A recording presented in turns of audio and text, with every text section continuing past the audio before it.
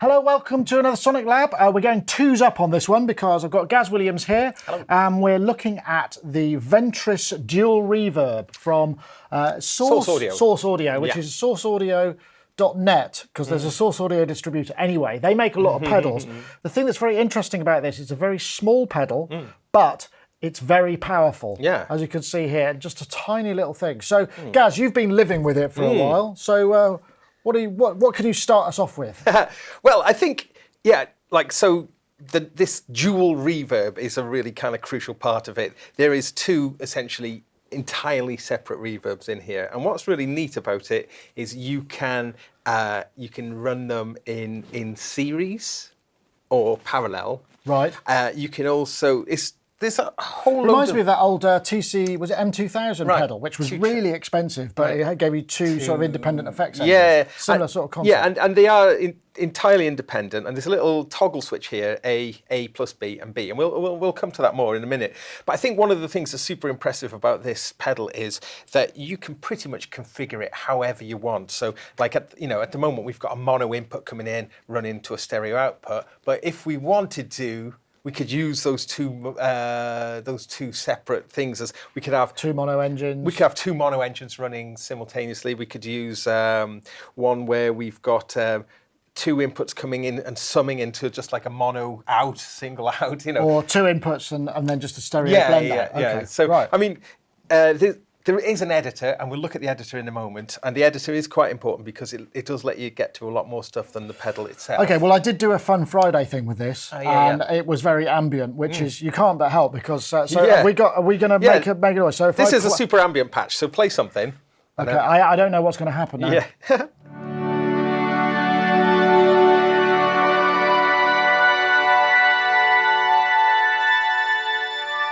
Sounds like there's some kind of swell, because I haven't got any attack on this sound. Yeah. So that, as you say, super ambient. The one thing you notice straight away with the Ventris is how beautiful and rich and musical, Yeah. very smooth. Smooth. I mean, dare I say, there's a bit of Strymon vibe to it. And so these algorithms are obviously pretty top draw, right? Oh, yeah. I mean, like this would be equivalent to Megabucks studio rack unit not that long ago. So, it just goes to show DSP. This is something that's taken advantage of modern DSP.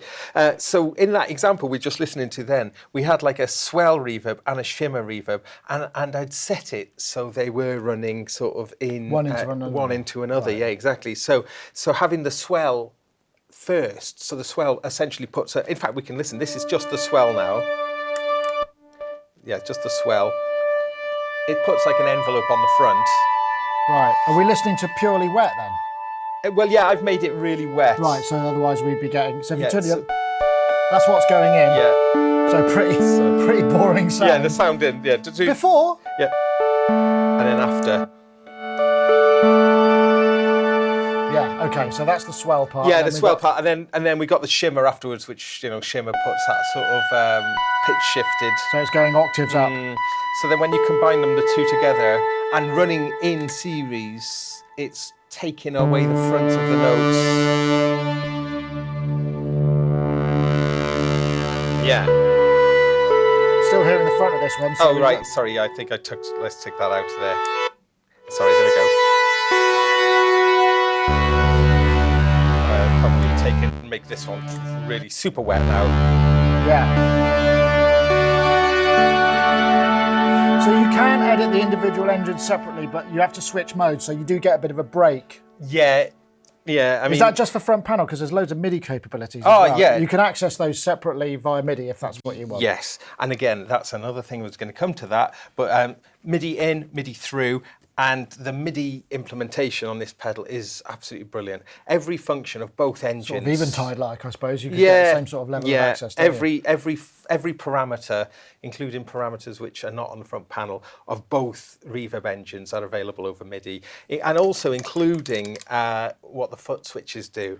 And those are very clever foot switches. Yes, absolutely. We should, but before we maybe get any further, we should also point out that this is not a battery-powered unit. You have to run it off mains, and you know, because it's obviously using a lot of juice. Yeah, so definitely. if you've got a pedal board, if you want to use it for a pedal board, although the reason that we're using this with a synth really is to think in terms of, you know, we've seen lots of people using Strymons and the Eventide Space and that sort of thing, and they're quite large pedals and they're absolutely fine. But something like this, you could imagine working like two independent paths, particularly for sort of modular users. It's not particularly juicy either. It does come with its own power supply, but I think it will run with about 300 or so milliamps. Right, so if you lose it, you're kind of, you know. Yeah.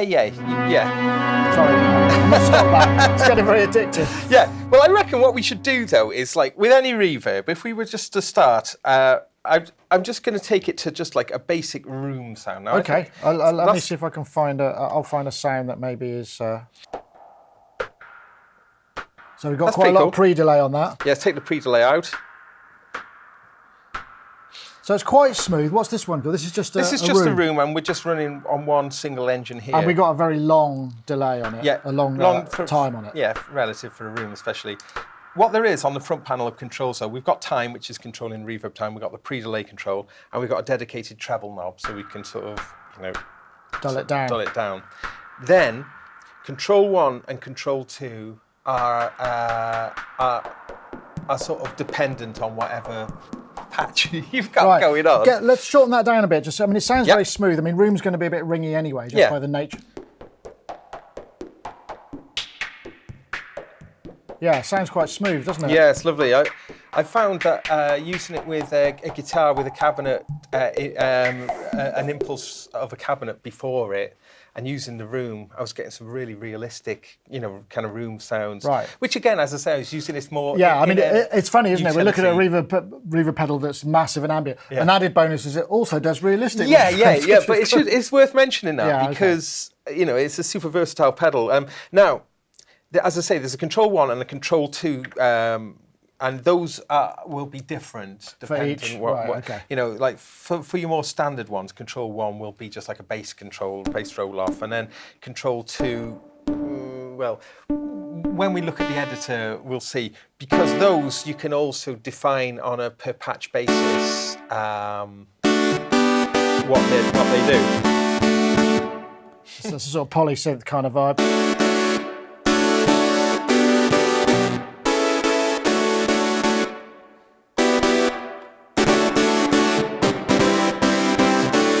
Okay. And the tap temp. It sounds like there's some sort of chorus going on there. Oh yeah, the control 2 in this case is some modulating. Sort of modulation. Right. So that will modulate the kind of. Let's try something a bit bigger then. Shall we go to a hall and see where that gets us? Yeah. So.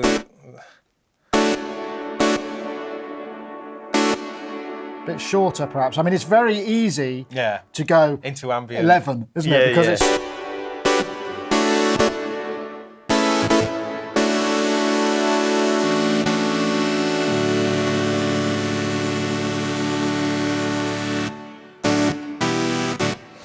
So, let's make it a bit.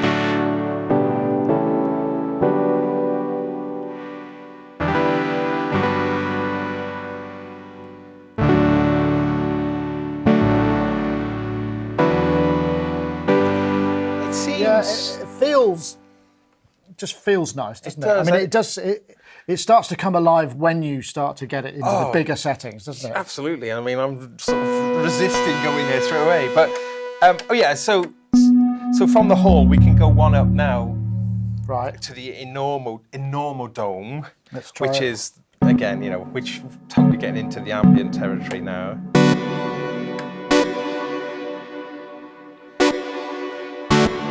I'll modulate those tails a bit as well. There.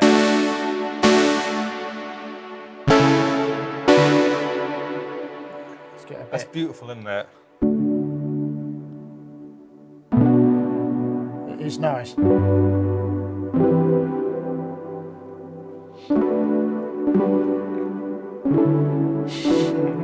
Yeah. Now it's of its kind, but it's very tempting to just go there straight away, like you said. So, as I mentioned, the controls will change on a per patch basis, or we can actually define what those controls do. again, when we look at the editor, we'll look at that. But they're particularly pleased with this spring emulation. So let's try a shorter. Yeah.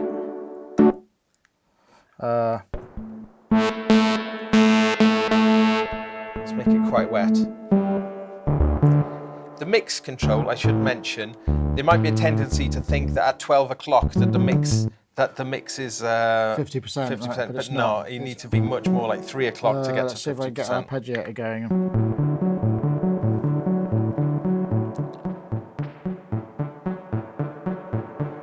It's got a bit wetter as well, so you can hear the wetness, the springiness. There we go. Oh, it's starting to twang. How did you do that? Get it to actually ping, like you'd hit it? Just by changing the time. It's just like, would be, I suppose, like shortening the reverb, the springs. And can you freeze all of these? I mean, is there a... Yeah. Ah, right, so that's a momentary switch, and that's just hold the reverb, Yeah. so... Yeah. So let's just talk a little bit about these switches then. These switches, so obviously we've got our on-off switch here. Now, when we switch it off, the light is still red there. That's because I've set this to have trails on. So let's just prove that now. So as I bypass it, we're still getting the trails. Ah, so it's... And helpfully, the LED light is sort of like this kind of reddish colour when trails are on. Is that settable per patch, so you can have it however you want? Yeah, not sure. Okay. It certainly is a pass. Pass. We'll look in the editor. It might be. When you're in bypass mode, this like options foot switch cycles through presets. Ah, right, because there's 4 on the front panel. Yeah. Now you can double that to 8 if Right. you with like an extended preset mode where it just a slightly a different array of LEDs to show you've got 8 switches. Yeah. But there is 128 patches in So there. a responsive MIDI program changes. And that's okay. So I've been using this in conjunction with an Electron Analog 4, and so when I'm using patches which are way outside of the 4, You just if I just save, map it'll just save it. And again, when we look at the editor, we'll see how that manifests on the editor. So I mentioned though that these foot switches, they are like you can have them do different things. So for instance, like with it on, just like a few taps, and then this sets the pre-delay. There are a couple of delay settings in it. Yeah, as well. like the echo verb. Yeah, we could go onto the echo verb, and then that would be. In fact, if I take off any echo verb, if I take these down, turn one of these up, take the reverb out. Yeah.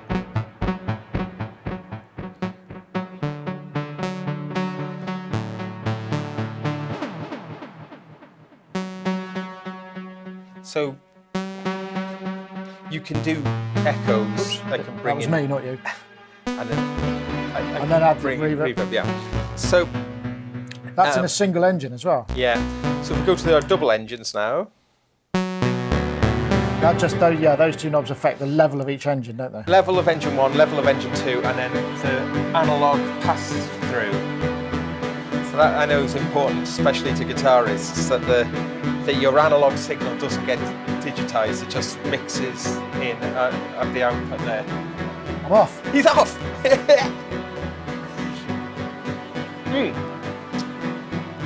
So as I mentioned, the fact that you can program the patches, the switches to be different on a per patch basis. Well, it makes it for live. I can see that being quite useful. So I think really we should look at this editor because that Yes. kinda... Okay. Well, we've got that running over here. I think it does need. I can't remember what the OS X. Well, it's Mac and PC, isn't it? Yes. But this is just the the Mac version we're running. It's also iOS editor as well. But apparently it's not working yet. the editor, well, the editor's out for the other pedals in the range, but we're just waiting for an update of the editor.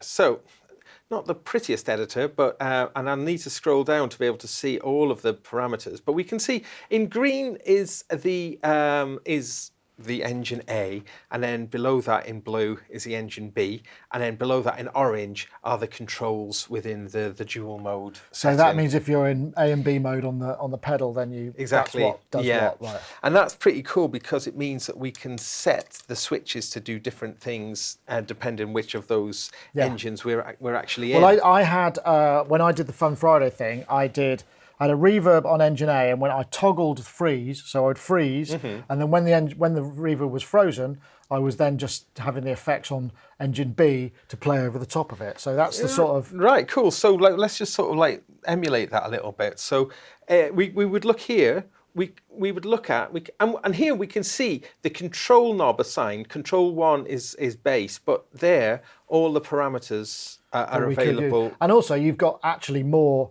You've got access to more parameters that are on the front panel as well. Yeah. And that. So what's quite interesting, we'll have like a generic set, like time, mix, pre-delay, treble, bass, and output, which is more or less what you have on here, with the bass being optional. But underneath there, we can see something called engine-specific controls. Now, if we were to change the reverb engine, I'm going to just switch that over to, say, the mod verb. Now, the mod verb brings in a tremolo as well as... Shall we? Yeah. Let's just do that as a single engine. Oh, let's go in. So we've got a tremolo, and the tremolo in here we can set the tremolo to affect this is affecting the dry and not the tremolo and not the reverb. Okay. But now I'm going to have it so now the tremolo's just affecting the reverb and not the dry. The tremolo on the reverb there. Okay. That's nice.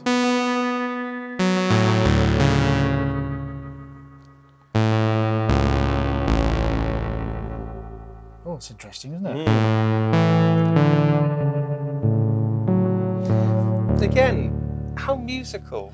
Yeah, it feels musical, doesn't it? Yeah. Everything feels inspiring, and it just gives a real sumptuous richness. So back to the editor, though. When we save a patch, we can save that patch either as a single voice or as a dual voice, and that's and we can do quite a lot from the pedal. For instance, we have got a save button and we can save to our presets. Now, in my case, when I've been doing it on program change with numbers outside of that, pressing save will save it to the relevant program change number. I've refreshed on the right-hand side here, and we can see our entire preset chain on the right here, which goes up to the 128 or so. And I've been saving some in some fairly random places, around 19. But anyway, you get access to it, and they are all living on the actual. They're living inside it rather than Okay, got you. And I can imagine that this is going to be quite an interesting use for certain people who use.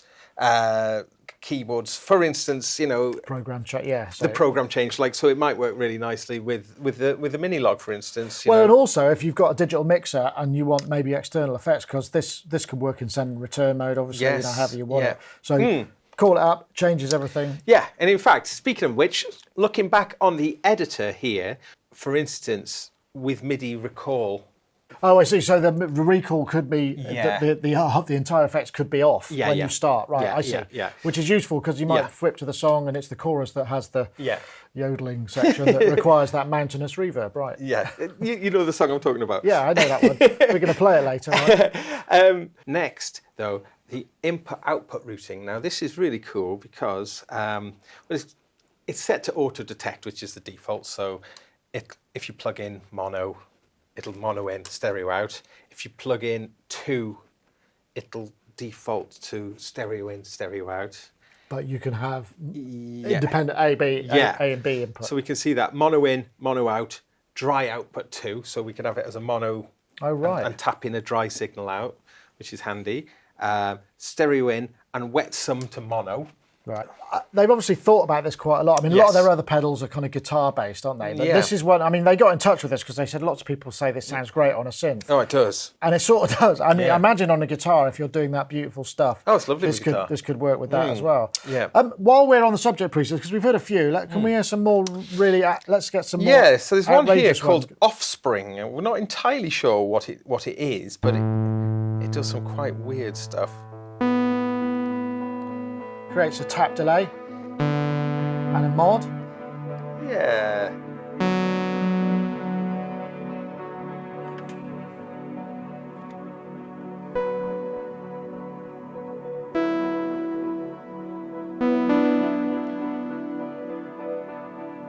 I sound like I'm making a guitar arpeggio.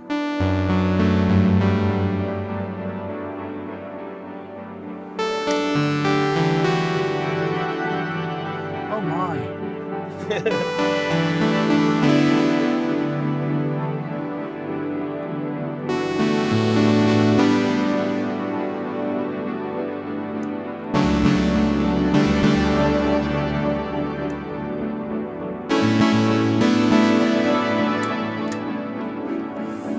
Right, just bypass that a sec. Let's hear what we were putting in there, shall we?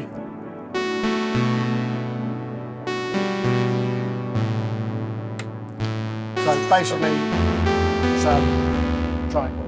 That was it. Sawtooth, rather. Yeah. So, I mean, you can hear I've left those trails going on and on. So, are those trails available? It's perfect for synth noodlers like myself. Oh, it's lovely. But as I say, when you're using it for more generic stuff, traditional stuff, it's really cool too.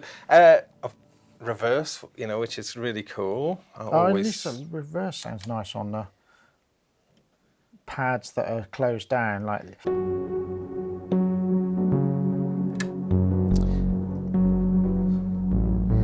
I like how the light, unless we put the tempo in, the light won't flash in rhythm until we've actually engaged that. Every song is a kind of Ulrich Schnaus-Eno collaboration, isn't it? Yeah. And actually, this press and hold, let's just look, looking at the editor, we can see because there's two. This option pedal has two things. There's a momentary one, like a toggle, and a press and hold. So there are two functions for that one. Yeah. So the option tap is for the modulations tap tempo. Right. Yeah. So that's faster. You can hear that.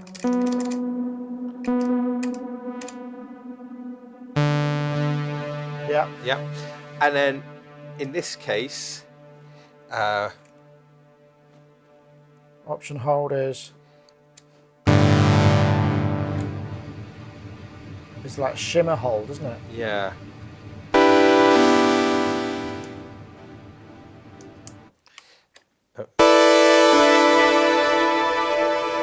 I am Thomas Dolby.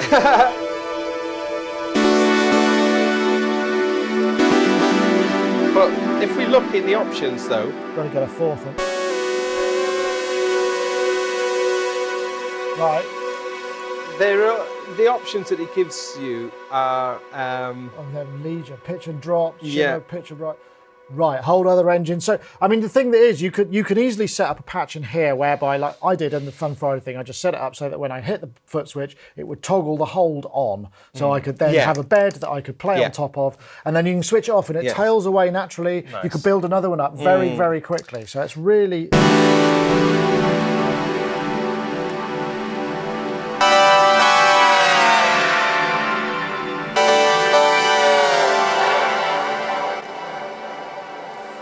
for instance.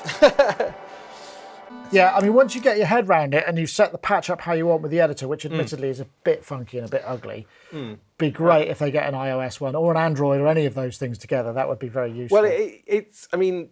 Right. It's imminent, so it'll be out then soon. You can very quickly, as I hope I demonstrated on the Fun Friday, you can get something going on there. Yeah, I mean, as I say, like a reverb pedal on the face of it could sound a little bit. There seems to be a kind of desire for these pedals which are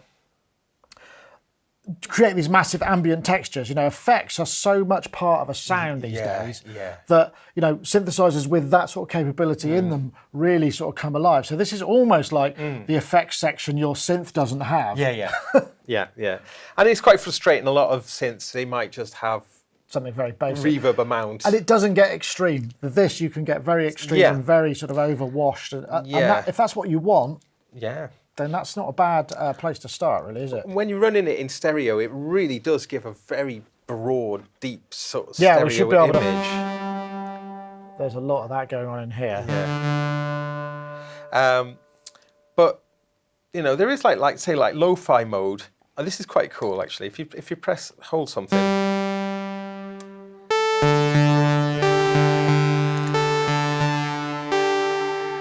Oh, sorry. Lo-fi.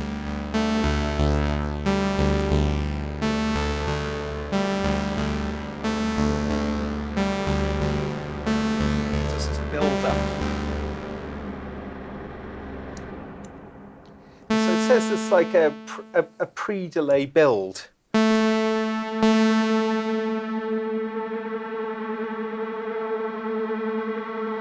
It's like a short, diffuse loop, isn't it? And again, I mean, the stuff that we're putting in here is I'm trying to keep it very tonally simple so that we can hear what the reverb's doing. Well, I mean, we could go on for this for ages, couldn't we? I suppose the thing that we need to look at really is, what's the price? Because it's not a cheap, it's not a lower cost, is it? Because, so around the $400 sort of dollar mark is slightly less than the Strymon and the Eventide Space, a little bit more than the Boss RE V500. A bit more than an H9 as well, a bit less than an H9 as well, loaded one, Yeah. Oh, yeah, no, yeah. So I think it's priced probably fairly, as I say, slightly on the higher end of things, but it is two great quality reverb or multi-effect. And the thing that I quite like, because quite often with a DSP, you would have, you can't have this in engine A if you've got that in engine B. It's like, whatever you want in each engine. That's quite important, I think, with this, isn't it? I mean, they literally are, the two engines are functionally identical, but complete and entirely independent. So, and the build quality is lovely. It feels really nice. The knobs feel, it's definitely a quality. I suppose the product. only thing that you might, because you've got that dilemma with this, isn't it? Because it's a guitar pedal format, but if you were using it in a desktop or whatever, you might want all the connections on the back rather than on the side. So you're going to need right-angle jacks and stuff. That's but it's so small that you can't really fit many more connectors anywhere else. No, that's true. And I mean, as I mentioned earlier, with the expression input here, the control input here, this little control input button, as I mentioned, when you hold that to get at certain features that aren't on the front. And depending on what you want to do, that'll have different functions. MIDI in and MIDI through on there as well. See, any device that has a MIDI in should by law have a MIDI through. Well, it's also, they've managed to find space for a full-size MIDI connection on a tiny little box, so fair play. It can be done. Right, well, I think we better wrap things up, because as with the length of these reverbs, this could go on for a very long time, and probably will after we turn the cameras off. So, Des, thank you very much for looking at that. I'm hoping to be able to get my, I've got one of these as well. We're both trying them out. I'll probably use it in a couple more Fun Fridays. So, that's it. Thank you very much for watching. That was the Ventris Dual DSP Reverb. The Dual Reverb, from Source Audio, which is sourceaudio.net. Thank you very much for watching. See you next time.